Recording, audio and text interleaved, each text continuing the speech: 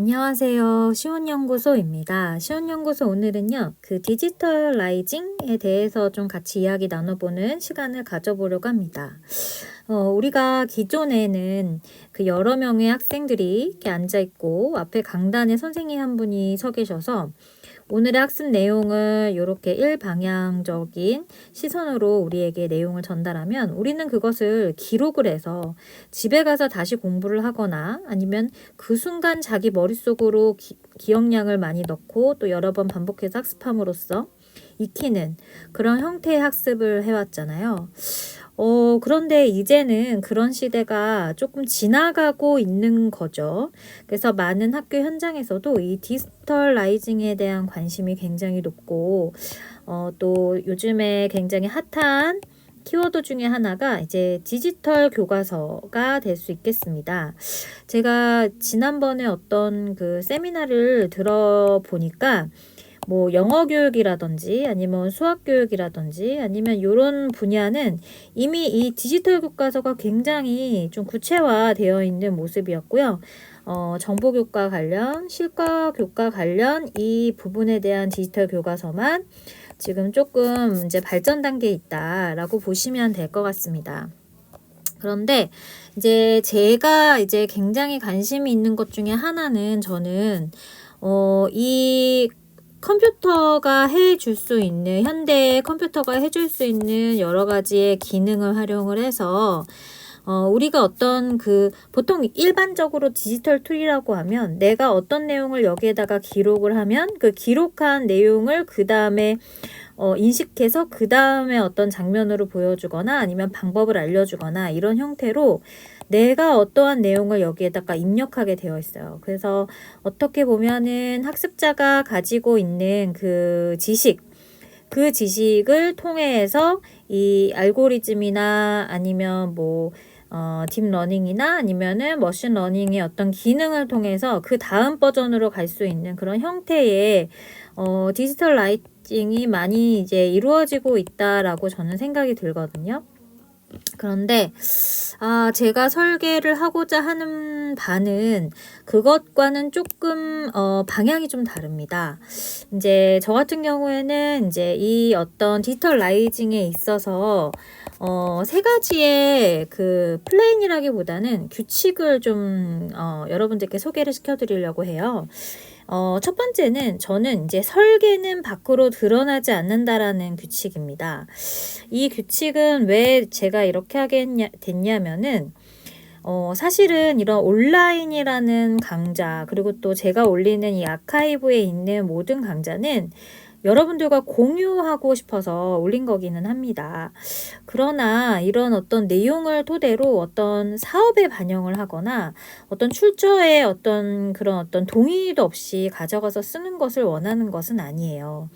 근데 이제 그렇게 쓰다 보면 뭐 제 일자리를 뺏거나 제가 일할 수 있는 그런 범주가 줄어들어서 그렇다라기보다는 제가 가지고 있는 이런 생각을 자신이 아닌 다른 사람을 통해서 가지고 온 건데 내가 가진 사고인 것 마냥 사용을 하는 것이 저는 그렇게 올바르다고 생각하지는 않습니다. 그런 문화가 정착되지 않았으면 좋겠어요. 그래서 항상 뭐 저도 사실은 제가 가지고 있는 걸로 많은 교육 현장에서 뭐 그것만 쓰고 있는 건 아니에요. 이제 제가 이제 만들다 보니까 이제 다양하게 여러 가지를 활용을 해서 저도 이런 여러 그 자료들을 활용을 해서 사용하고는 있습니다. 하지만 그래도 출처를 남기고 또 그 아이디어를 쓸 때는 자신이 가져온 아이디어는 아니지만 다른 사람이 가져온 아이디어다. 이런 것들을 좀 밝히고 쓰는 것이 예의가 아닐까 싶은데요.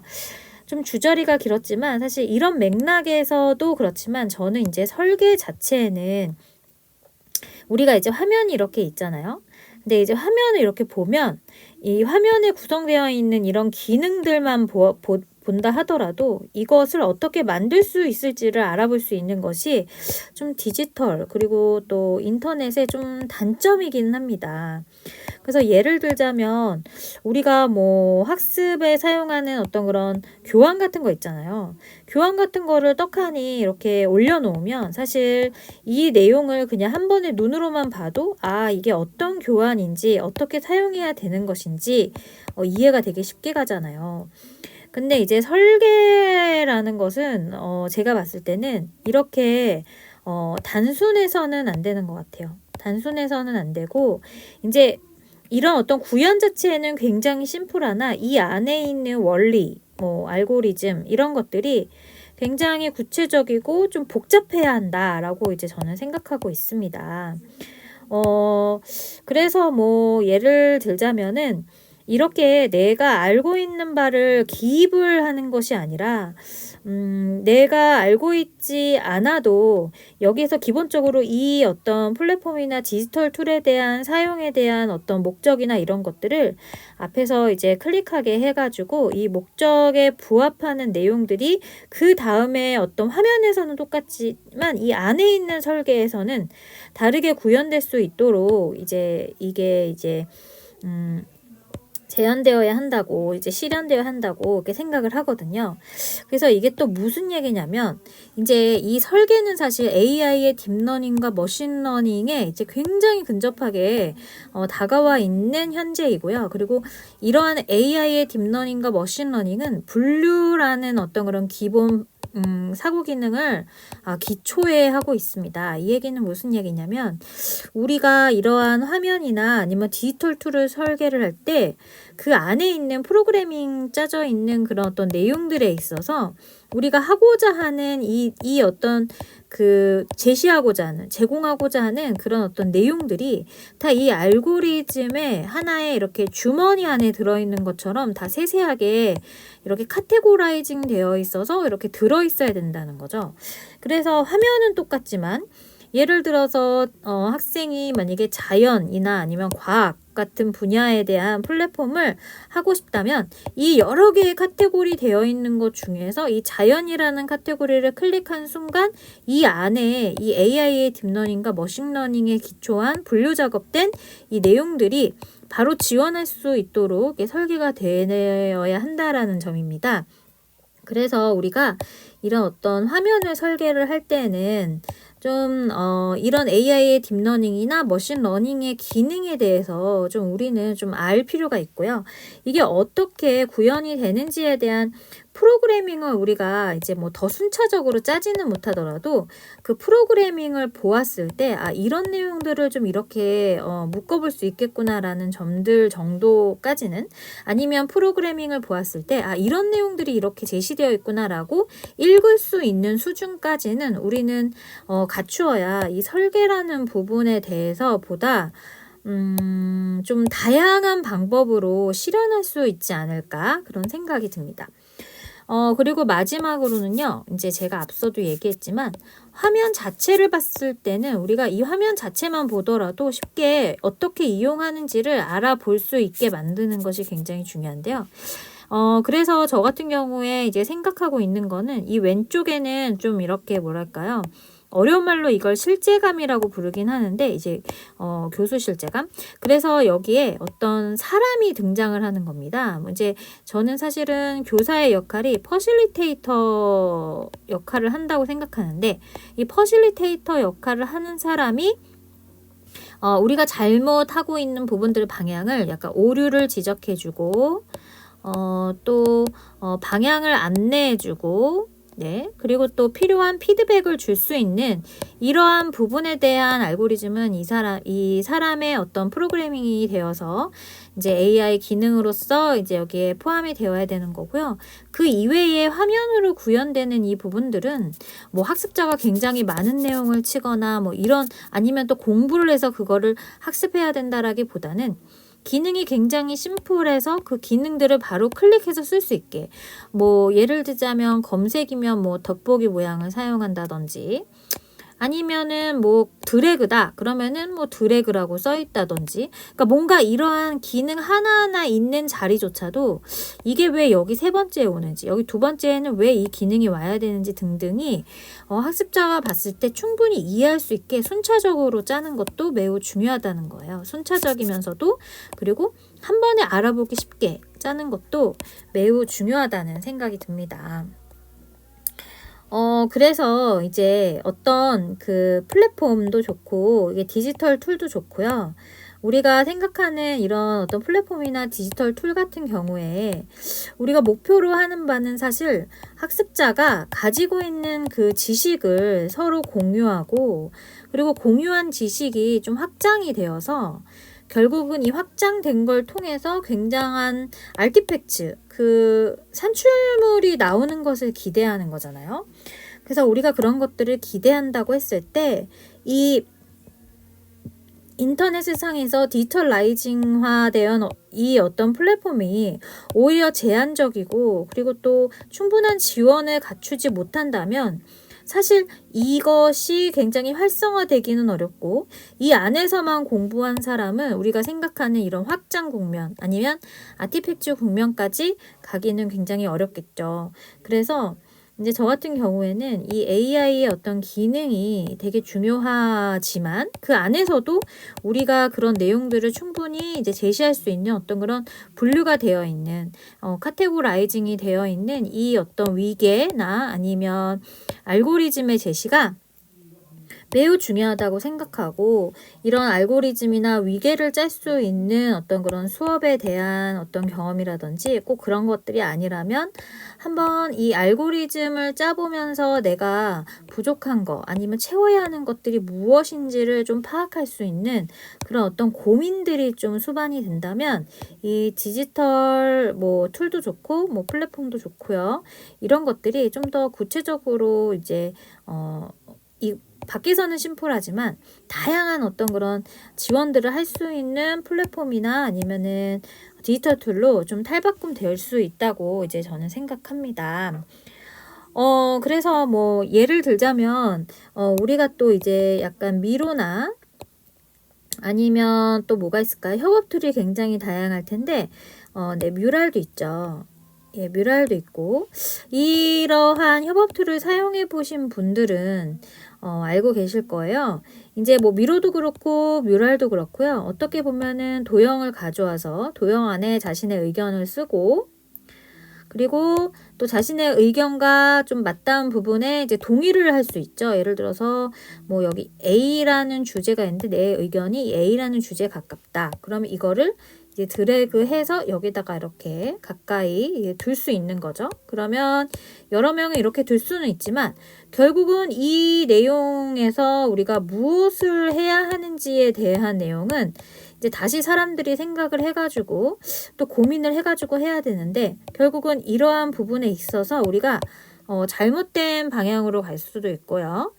혹은 좀 오류가 날 수도 있고요. 한 부분이 있잖아요. 그래서 그런 것들이 어떻게 보면은 AI의 기능들이 받쳐줄 수 있는 내용인데, 그런데 우리가 이러한 어떤 의견을 낼 때 아무런 툴에 어떤 여기 기능이 아무것도 없잖아요. 하지만 뭐 여기에서 내가 뭐 이 의견들에 대해서 나는 방금 이러한 결론이 나왔는데 이 결론에 대해서 나는 이러한 부분들은 좀 고민해봤으면 좋겠다라는 것들을 어떻게 보면 이 플랫폼에서 다시 한번 제시할 수 있는 제시를 딱 해줄 수 있는 그런 어떤 뭐랄까요? 기능들이 더 필요하다는 거죠. 그래서 이제 협업 툴이 좀 잘 되려면 사실은 보통 이런 협업 툴은 이제 제 경험에 의한다면 이제 앞에 이제 퍼실리테이터가 있고 이제 사람들이 이제 팀을 이루어서 이제 온라인으로 들어와서 이제 각자 이 퍼실리테이터가 하라는 대로 이제 의견을 내고 의견들을 옆에다가 붙여감으로써 그들 안에서의 어떤 그런 결론에 이르게 된다는 거죠. 그런데 이런 어떤 물음표라는 기능을 만약에 퍼실리테이터가 할 수 있으면은 여기 들어와서 여기에서 뭐 물음표라는 기능을 여러 개 해서 질문을 제시할 수도 있지만, 이러한 기능 자체가 이 플랫폼 안에 좀 이제 몇 가지가 탑재되어 있어서 이런 물음표를 통해서 그러니까 이건 사실 퍼실리테이터의 역할이에요. 퍼실리테이터의 역할이기 때문에 퍼실리테이터의 역할로서 뭐 할 수도 있고요. 아니면 이제 기존에 있는 것처럼 우리가 의견을 적어서 여기다 붙였으니까 이 알고리즘이 의견들을 쭉 조합해서 예를 들어서 같은 단어가 나왔을 때는 뭐 빨간색으로 똑같이 표시를 해준다든지, 아니면 뭐 좀 이상한 이 주제에 좀 벗어나는 게 있다 그러면 그 사람들이 얘기하지 않아도 그 어떤 메모의 테두리에 약간 이렇게 물음표나 이런 수식어고 자기만 알아볼 수 있게 해도 좋고 아니면 다른 사람들도 알아볼 수 있게 해도 좋은데 그런 기능들을 더 추가해서 이 협업 툴이라는 게 비단 사람들의 생각만으로 이것이 만들어지고 또 퍼실리테이터 역량으로만 만들어진다라기보다는 이 디지털 툴 안에서도 우리가 이제는 AI 인공지능에 대한 굉장히 많은 발전이 이루어지고 있는 시대니까 이러한 기능들을 포함해서 다양하게 이렇게 만드는 것이 굉장히 중요하다라고 볼 수 있고요. 그리고 또 똑같은 아이디어가 나왔을 때에도 뭐 이 아이디어와 이 아이디어는 좀 똑같은 것 같습니다. 그럼 약간 노란색 색칠을 한 다음에 OK나 확인 버튼을 누를 수 있게 한번 질문을 해서 이 아이디어와 이 아이디어는 좀 비슷한 아이디어 맞나요? 이랬을 때 확인 버튼을 누르면 이게 또 노란색으로 될 수 있고 이런 식으로 같은 단어는 빨간색으로 되고 뭐 비슷한 의견은 또 노란색으로 채워지고 이런 것들이 그냥 지금 현재 그 미로나 뮤랄에서는 그 이제 사람이 옮겨야 되잖아요. 사람이 이런 식의 어떤 순차나 아니면은 차례 같은 것들을 이제 제시할 수 있어야 되기 때문에 그런 것들보다는 그 가지고 있는 퍼실리테이터가 가지고 있는 그런 몇 가지의 기능들이 있거든요. 그리고 그런 툴도 있지만 그런 어떤 퍼실리테이터가 굉장히 많이 사용하는 기법들 같은 것들이 많아요. 그래서 이런 기법들조차도 이 미로나 뮤랄 안에 이렇게 포함될 수 있다면 우리는 좀더 다양한 이런 어떤 이 툴을 필요에 의해서 지금은 어쩔 수 없이 이용하는 경우들이 굉장히 많은데 이렇게 할 수만 있다면 우리는 필요에 의해서 우리는 이 툴 아니면 사실 협업에 대해서 좀 더 촘촘히 이야기할 수 있는 기회가 부족하다라고 느낄 정도로 필요에 의해서 이것들을 켜낼 수 있지 않을까 이런 생각을 합니다. 그래서 저도 사실 이런 어떤 툴을 만드는 그런 것들에 굉장히 관심이 많고 또 이제 제가 구현하고 이제 일전에 구현하고 싶었던 것은 그 방과후 교사들 같은 경우에는 교육 과정이 굉장히 자유롭잖아요. 그래서 이들은 사실은 수업을 자신이 만들어서 한다라기보다는 어디에서 수업을 따와서 수업을 하거든요. 그렇기 때문에 어떻게 보면 이 수업을 따왔을 때 이 수업의 수준조차가 굉장히 높았다면 모든 기관에서 굉장히 수준 높은 수업을 할 수 있겠지만 대부분은 그냥 일상적으로 어떤 사람이 그냥 만든 걸 가지고 뿌려서 한 기관에서 뿌려서 여러 명의 그 아르바이트생을 두고 이제 수업을 하다 보니까 우리가 진정으로 수업을 다양하게 할 수 있는 이 방과후 수업의 어떤 그런 장점 그리고 요즘은 정보기관에서도 수련관에서도 굉장히 많은 종류의 방과후 수업을 하려고 노력하거든요. 근데 이런 수업이 이런 데 막혀 있다. 좀 이제 다양한 수업 설계가 되지 않고 일반적으로 많이 배포되어 있는 수업을 가지고 하다 보니까 사실은 그 효과나 이런 어떤 방향성이 좀 떨어지는 경우가 있어요. 그래서 이제 그런 것들도 메워줄 수 있는 저는 이런 어떤 플랫폼이나 아니면 디지털 툴 이런 것들을 좀 저는 원하고 있거든요. 그래서 이런 것들을 만약에 우리가 구현하고 설계할 수 있다라고 했을 때는 저는 오늘 그런 것 같습니다. 일단은 설계는 공부다라고 생각을 하고요. 그리고 또 설계는 경험이다라고 생각합니다. 경험이 없으면 사실 설계는 굉장히 어려운 것 같아요. 그냥 이렇게 문자로만 우리가 이렇게 글자로만 읽은, 우리가 이론과 실습은 분명한 이 간극이 있잖아요. 그런 것처럼 글자로만 익힌 건 사실은 저는 설계를 좀 약간 완벽하게는 누구나 구현하기 어려우니까 그래도 좀 우리가 이상적인 어떤 그 수준까지 올리는 데는 어렵다. 이게 경험이 없다면요. 그래서 저는 경험도 그리고 공부도 해야 되는 것이 설계다라는 생각이 들고요. 그리고 무엇보다도 이 공부와 경험이 되어서 설계를 했다면 이것이 실천이 되어야 하는 것이 가장 중요한 것 같습니다. 그래서 우리가 이론만 앞세워서 이 현장에 이거를 반영하지 않는다면 저는 의미가 없는 것 같아요. 이거를 이론 앞세워서 이제 우리가 만든 것들을 현장에 반영을 했을 때 과연 어떤 부분들이 피드백이 올 것인가, 어떤 부분들이 좋았는가, 이것에 대한 실천이 바로 우리 이 교육이라는 분야에서 우리가 좀 더 전문가가 될 수 있는 그 길이 아닌가 싶습니다. 그래서 여러분들이 제 영상을 보고 동의하는 부분이 있다면 제가 이제 레코멘드 하고 싶은 부분은 첫 번째는 이제 한번 공부를 한번 해보시면 어떨까라는 생각이 듭니다. 뭐 제 시대에는 대부분 다 학부는 나왔었어요. 대학교는 다 나왔었거든요. 그러면 내가 이제 대학원에 들어가서 공부를 해볼 수도 있는 것이고요. 요즘은 수학 컨설팅 학과 뭐 이런 것들이 굉장히 많이 생겼더라고요. 그래서 그런 곳에 들어가서 공부를 해볼 수도 있는 것이고요. 저는 두 번째는 꼭 경험을 해보시라고. 이거는 현장 경험이죠.